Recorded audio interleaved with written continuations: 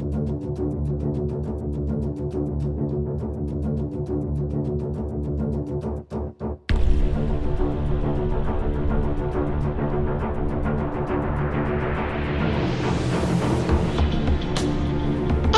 fais quoi? Tu fais quoi?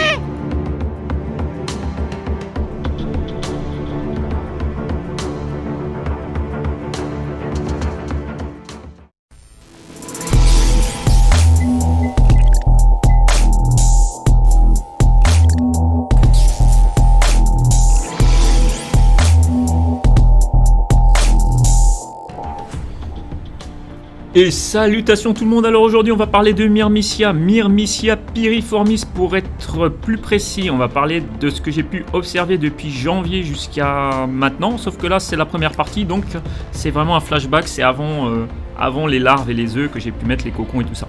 Donc on a une ouvrière qui est ici, de première génération vraiment petite, et une gyne. Il y avait deux ouvrières d'origine quand je les avais appris chez Queen of Ant, mais il y en a une qui est décédée assez rapidement. Donc, nous allons déjà aborder la partie hiérarchie. Ne vous inquiétez pas, il va y avoir une vidéo juste après celle-là qui va être en slow motion.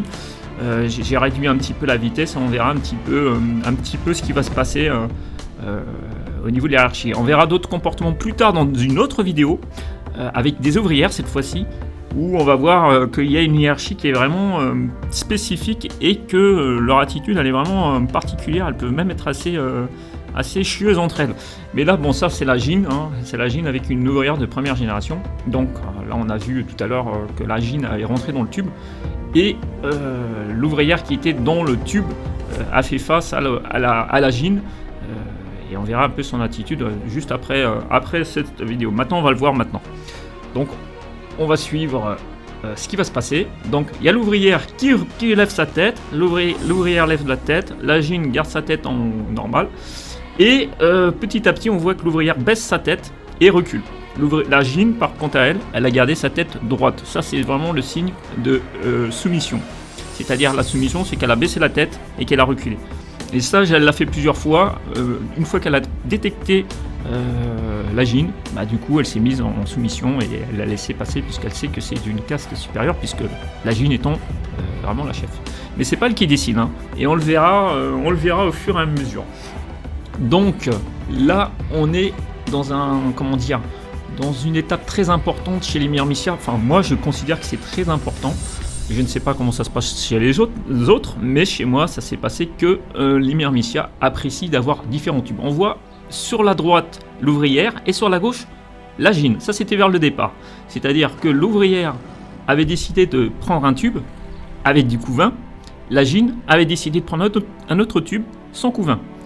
Sachant que du côté de la gyne, c'était vraiment ce qui était le plus humide, et du côté de l'ouvrière, c'était ce qui était le plus sec. Bon, et d'autres tubes ont été rajoutés. De toute façon, on fera un petit topo du... là, on va vérifier un petit peu le formicarium, comme je l'avais aménagé. Donc, on voit les premiers tubes. On voit qu'il y a d'autres tubes qui sont mis ici. Donc, ceux-là, ils sont vraiment secs. Enfin, il y a aussi certains tubes qui ont des réserves d'eau, dans le premier qui est avec entre les deux pierres. Et là, on revient. Il y a d'autres tubes ici, des gros tubes.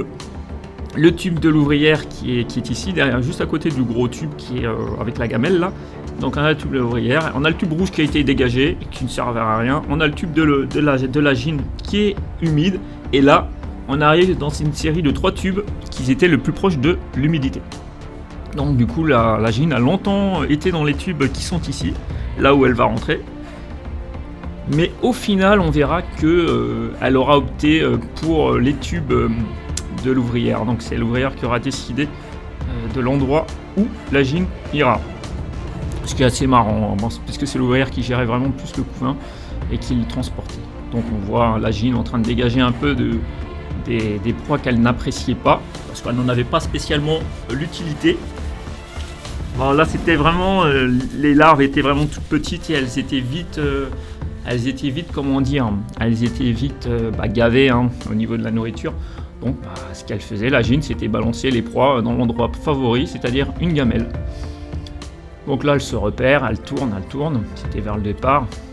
Et voilà, elle a décidé de réintégrer son tube. Là, j'ai mis en avance rapide pour voir que les Myrmicia apprécient de changer de tube, mais vraiment de temps en temps.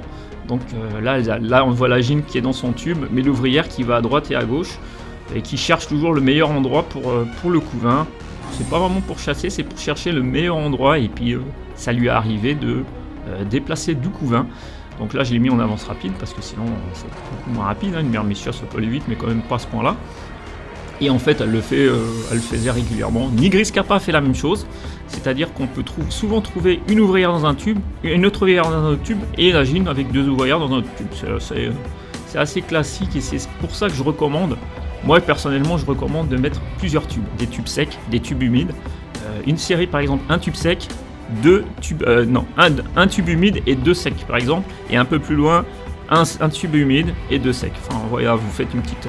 après vous pouvez en mettre 2 humides si vous le voulez. Mais elles préféreront quand même aller se mettre plus dans les tubes secs. Et du coup les humides, ce sera vraiment pour certaines occasions. Et les secs, c'est vraiment pour plus d'occasions. Donc c'est un peu particulier.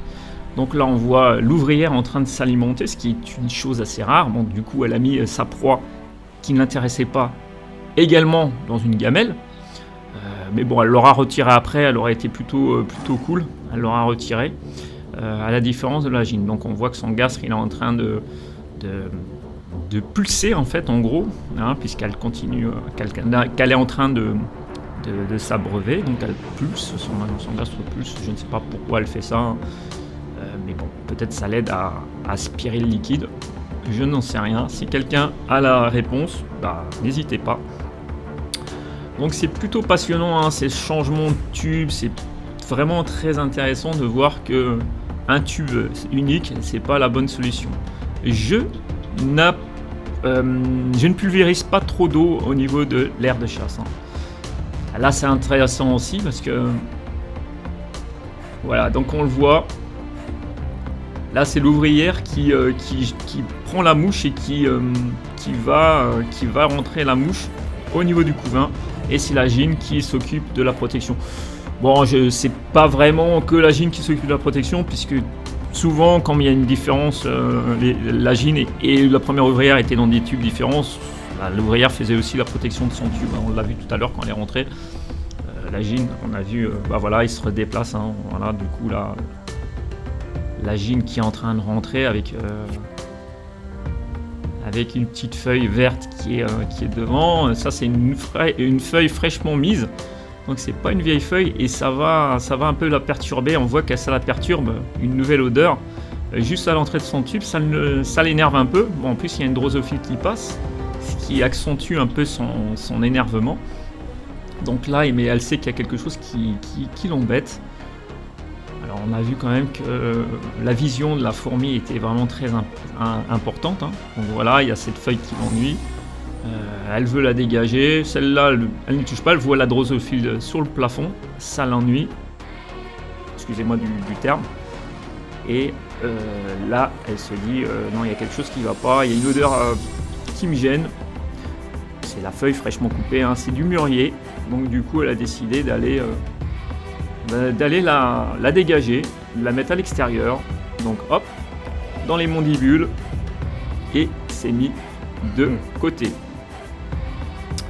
Donc elle prend un autre tube, hop, et là on voit une ouvrière qui était dans le coin. C'est cette ouvrière, comme on avait vu, qui a pris ce tube au tout départ et qui a mis ses larves dedans. Donc c'est assez marrant, puisque la gine a suivi en fait. Et à plusieurs reprises elle a suivi, hein, parce que elles ont souvent changé de tube, et c'est toujours l'ouvrière qui a été colonisé le tube, et après la gine qui a suivi. Alors est-ce qu'elle a choisi cet environnement et elle a vu que c'était sûr, donc du coup la gine a décidé de suivre ça, je ne sais pas, mais en tout cas l'ouvrière a décidé de se mettre là, et c'est assez marrant. Donc là on voit la gine un petit peu énervée. Elle est belle, hein, franchement, elle est jolie, hein. Quand on voit ça, on se dit waouh, c'est vraiment une belle espèce, en plus une très grande espèce. Elle fait dans les 3 cm d'eux, hein, plus ou moins, mais celle-ci elle est assez grande. Et là on va voir un truc intéressant, l'apport de sable pour les cocons. Donc on voit qu'elle a juste un petit grain, des petits bouts de terre argileux. Donc, et elle va apporter ça à ses larves pour que ces larves puissent faire des cocons. Donc on arrive déjà à la fin de la vidéo. Et surtout, dans l'étape où je vous avais montré la dernière fois quand il y avait les cocons, là, on est vraiment arrivé à ce niveau-là. Et là, on voit la petite ouvrière en train de checker à droite et à gauche les environs pour cette fois-ci faire la protection. Donc elle voit qu'il y a une proie. Mais ça, là, c'est pas pour le chasser, c'est vraiment pour dire va-t'en. Va-t'en. Mais bon, elle a eu peur.